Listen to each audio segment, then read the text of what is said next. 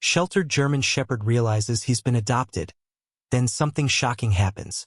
The air inside the shelter is thick with the sound of barking, loud, desperate cries of dogs hoping for a miracle. Metal cages line the cold, sterile walls, each filled with a soul longing for freedom. Some wag their tails, pressing against the bars, pleading for a second chance. Others whimper softly, their hope flickering like a dying flame. But in the darkest corner of the room, there is silence. Curled up on a thin, tattered blanket lies Max. His once golden fur is now dull and matted. His ribs faintly outline his frail body. He does not bark. He does not whimper. He does not even lift his head when people pass by. He has learned hope is a cruel thing. There was a time when Max knew love. A warm bed, a hand that scratched behind his ears, a voice that called his name with kindness. But then, one day, everything changed.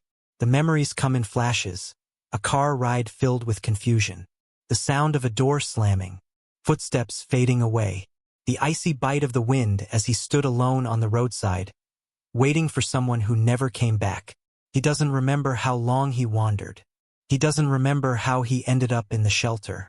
All he knows is that people come and go. They look at him, but never long enough. They see a broken dog, one that won't run to the bars, one that won't wag his tail. They always choose another. The shelter workers have noticed. Max never approaches visitors. When someone kneels by his cage, he stays curled up, staring at the wall. He doesn't flinch when other dogs bark. He barely eats, only when no one is watching. The volunteers whisper about him. He's been here too long, one murmurs. He doesn't even try anymore, says another. Max doesn't care. He knows the truth, humans leave. And love? Love is just a trick that ends in heartbreak. The shelter was filled with an overwhelming mix of sounds. Excited barking, desperate whining, claws scraping against metal bars as dogs jumped, eager to be noticed. The scent of old blankets, disinfectant, and a lingering sadness clung to the air. Some dogs pressed their noses against the kennels, their eyes wide with hope, while others wagged their tails furiously, trying to charm any passing visitor. Sophie and Ryan had spent nearly an hour walking through the rows of kennels, pausing to admire the different dogs. A young Labrador mix eagerly pawed at the bars, its pink tongue hanging out in excitement. A small, scrappy terrier let out an enthusiastic yelp, practically bouncing off the walls of its confined space. Ryan chuckled, scratching the beagle's head through the bars as it wagged its tail in delight. But as Sophie moved forward, someone, stopped her in her tracks.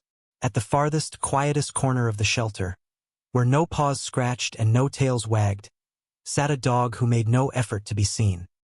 He was curled up tightly, his head resting on his front paws, his fur dull and slightly unkempt. He didn't move when Sophie approached, didn't even lift his head. His tag read, Max, male, 6 years old. Unlike the others, Max did not beg for attention. He did not bark, jump, or whimper. He simply existed, silent, withdrawn, as if the world had long forgotten him and he had done the same in return.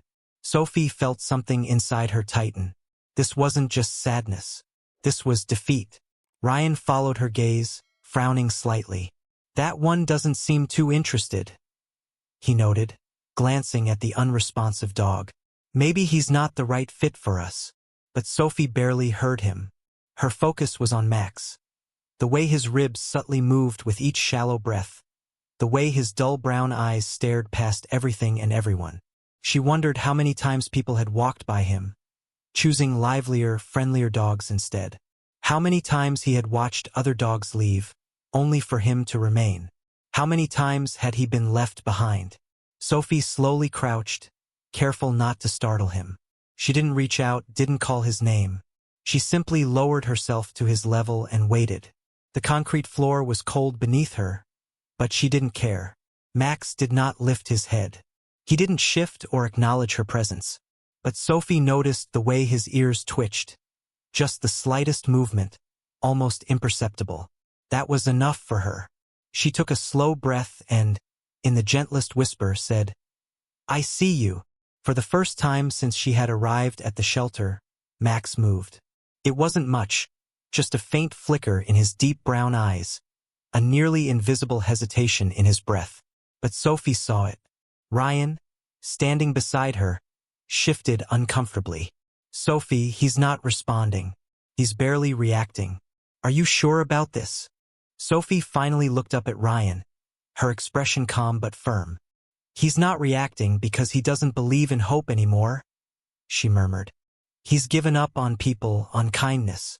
But that doesn't mean he doesn't need it. Ryan exhaled, running a hand through his hair. He looked at Max again, the hollow stare, the way he didn't flinch or move toward them, the way he barely seemed alive. He wasn't aggressive, wasn't fearful. He was just empty, and that was what worried him most. What if he never trusts us? Ryan asked, his voice quieter now. What if we bring him home and he never connects with us? What if we're not enough? Sophie turned back to Max, watching as his chest rose and fell in quiet resignation. Her heart ached for him. Then we give him a reason to, she whispered. Ryan studied her, seeing the determination in her eyes, the kind that had convinced him to take chances before. He sighed, shaking his head with a small, defeated smile. You're not going to let this go, are you? Sophie finally smiled, reaching for his hand. No, she admitted, because I think Max has been let go too many times already. And just like that, the decision was made. The car ride home is silent. Max sits in the back seat, his body tense, his eyes fixed on the window, watching the world blur past him. He doesn't whimper, doesn't pant, doesn't react. It's as if he's bracing himself for whatever comes next. When they pull into the driveway, Sophie and Ryan step out first, giving him space. The door opens, and for the first time, Max faces something unfamiliar. Not the cold walls of a shelter, not the steel bars of a kennel, but a home. Most dogs, when given freedom, sniff, explore, test boundaries. Max does none of those things. He steps forward hesitantly, his paws crossing the threshold as if stepping onto forbidden ground. He doesn't look around, doesn't investigate the furniture, the toys, the soft bed waiting for him in the corner. Instead, he stands near the door, rigid, uncertain, waiting. Sophie watches him closely, her heart breaking at the realization. He's not curious because he doesn't believe this is his home. He's waiting to be sent back. Ryan exhales softly, setting the leash aside.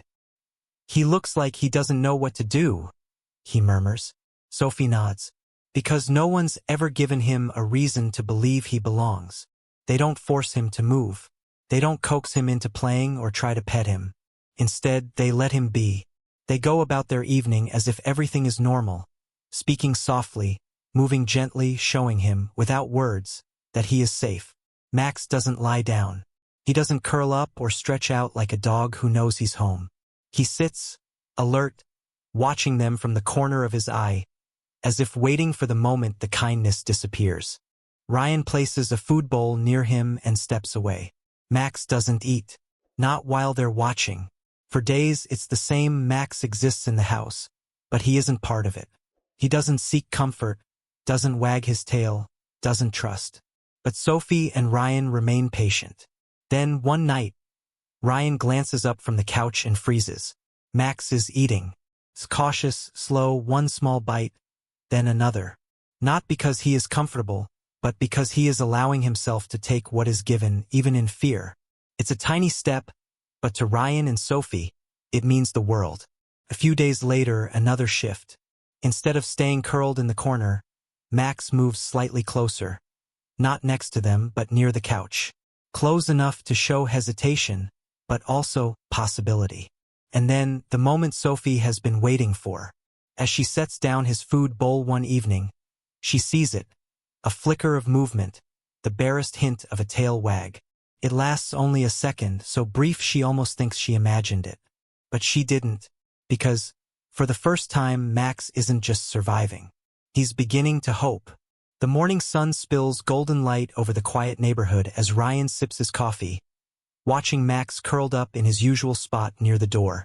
The dog's breathing is steady, but his body remains stiff, as if even in sleep, he cannot fully relax. Ryan looks over at Sophie, who is standing by the window, lost in thought. Maybe we should take him to the park today, he suggests, his voice careful, as if he's unsure whether the idea is too soon. Sophie hesitates, glancing at Max. The past few weeks have been filled with small victories, each one precious but delicate. He no longer flinches when they walk past him, he eats when they're in the room, and sometimes, if they are very still, he will sit just a little closer. But the outside world, that's a whole different challenge. I don't know, she says finally, crossing her arms. Do you think he's ready? Ryan exhales. I think we'll never know unless we try. A few moments later, Sophie kneels beside Max, speaking softly as she clips the leash onto his worn collar. Just a walk, okay? No pressure. Max lifts his head, ears twitching slightly. There is no fear in his eyes, but there is hesitation. When Sophie and Ryan open the door, he doesn't bolt, but he doesn't move forward either. Ryan crouches down beside him, rubbing his chest in slow, gentle circles. Come on, buddy. Let's go. After what feels like an eternity, Max takes a single step forward. Then another, and another. The outside world greets them with a cool breeze and the distant sound of birds singing in the trees. The walk to the park is slow, careful. Every sudden noise, a car door slamming, a child's laughter, the rustle of leaves, makes Max pause, his body rigid. But each time, Sophie whispers reassurances, and Ryan keeps a steady grip on the leash, never pulling, never rushing. By the time they reach the park, the open space stretches out before them, dotted with families having picnics, joggers passing by, and, most notably, other dogs. Some chase each other in circles, tails wagging and tongues lolling. Others lounge in the grass, rolling onto their backs, soaking in the sun without a care in the world. Max stops. His gaze scans the area, his body tense as if waiting for something. Danger, rejection, a reason to run. But there is none. Just the sound of leaves rustling in the wind and the joyful barking of dogs at play. Sophie crouches beside him, rubbing his shoulder. You're okay, she murmurs. Just look around, Max. Nothing bad is going to happen. Max doesn't move. Ryan kneels beside him, reaching for the leash. His fingers tremble slightly, the moment carrying more weight than he expected. What if he runs? Sophie whispers. Ryan exhales. Then we let him. Sophie looks at him, startled. Ryan gives a small, sad smile. If he runs, at least he'll finally feel free. A beat of silence passes. Then, very slowly, Ryan unclips the leash. Max stiffens. The world around them seems to blur, noise fading into the background. For the first time in a long time, there is nothing stopping him. No fences, no chains, no hands dragging him back. He could run. He could disappear. Every instinct tells him to flee, but something holds him back.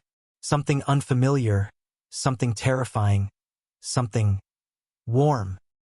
He turns his head ever so slightly, eyes flickering towards Sophie and Ryan. They aren't pulling him. They aren't chasing him. They are just watching, waiting, hoping. For the first time in his life, he is in control. Then, something inside him shifts. His paws twitch against the grass. His breath quickens. And then, before he even realizes it, he moves. Not away, not in fear, but forward. His muscles coil, his legs stretch, and suddenly he runs.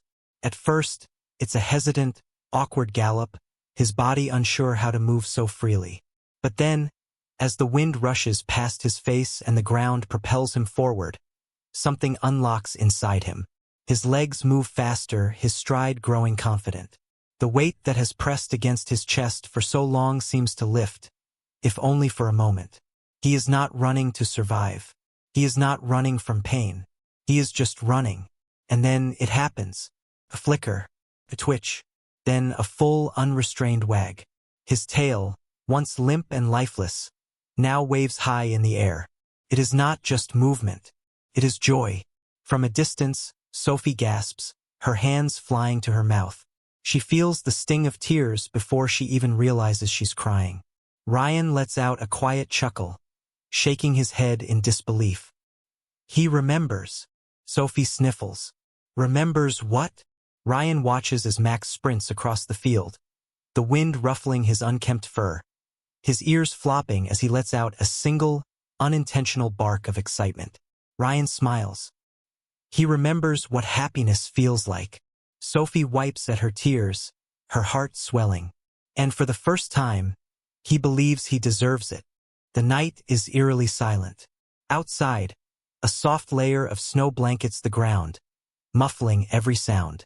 The house is dark, bathed in the dim glow of the moon filtering through the windows. Sophie and Ryan sleep soundly, lost in dreams, their breaths slow and steady. But Max is awake. Something feels wrong. He shifts on his bed near the fireplace, ears twitching. His body, once used to deep sleep in the safety of his new home, is tense. His nose flares slightly, taking in the familiar scents of the house. Wood, fabric, the faint trace of Sophie's perfume lingering in the air. And then something unfamiliar, a scent so faint it could be nothing. But Max's instincts say otherwise. His head lifts, his nose twitching. The smell is getting stronger. Smoke. At first, Max stays still, his body frozen with unease. The memories of his past flash before him. Flames, heat, the unbearable feeling of helplessness. But this isn't then. This is now. And now he has them. Then it happens. A soft crackle, barely audible, coming from the kitchen. His body jolts. Panic floods his veins. His heart pounds as realization sets in. He knows the smell. He remembers what comes next. Without hesitation, Max pushes himself up and runs. He sprints down the hallway, his nails clicking against the floor as he reaches Sophie and Ryan's door. He barks. Loud, frantic, desperate. No response. He scratches at the door, his claws digging into the wood. His breath comes in short, sharp bursts. Another bark. Another. Nothing. The smell is stronger now. The air is changing, thicker, heavier. Dangerous. Max lowers his head and lets out a deep, guttural growl, then slams his paws against the door, barking with every ounce of strength he has left. Finally, movement. A groggy voice. Max? Sophie stirs, her face scrunching in confusion. She turns, reaching for Ryan, who groans. But Max doesn't stop. Then, through the stillness, another sound joins his frantic barking. A shrill, piercing beep. The fire alarm. Ryan sits up immediately. Sophie's eyes widen. The smell of smoke finally reaches them. They jump out of bed. Ryan throws the door open just as Max bolts past them, leading the way. The kitchen, the source of the danger. A small fire flickers near the stove, flames licking up the cabinets. The heat radiates outward, tiny embers falling onto the countertop. Smoke curls toward the ceiling, thickening by the second. Started small, but had it gone unnoticed any longer? Ryan moves fast, grabbing the fire extinguisher. The hiss of foam fills the air as he douses the flames, white clouds billowing around them. Sophie coughs, covering her mouth, her hands trembling as she watches. Her heart races, not from the fire, but from the horrifying thought of what could have happened if Max hadn't woken them up. The fire is out. The danger is gone. But Max is still standing there, panting, his body slightly hunched from the adrenaline coursing through him. His ears are pinned back, his eyes wide and glistening. Sophie drops to her knees. She wraps her arms around him, burying her face in his fur, holding on to him as if she never wants to let go. You saved us, she whispers, voice shaking. Ryan kneels beside them, rubbing Max's head, his own face pale with realization. Sophie pulls back, looking into Max's eyes. The same eyes she had once seen at the shelter, filled with sadness, fear, uncertainty. Now they are filled with purpose. For the first time since he came into their lives, Max is not just the dog they rescued.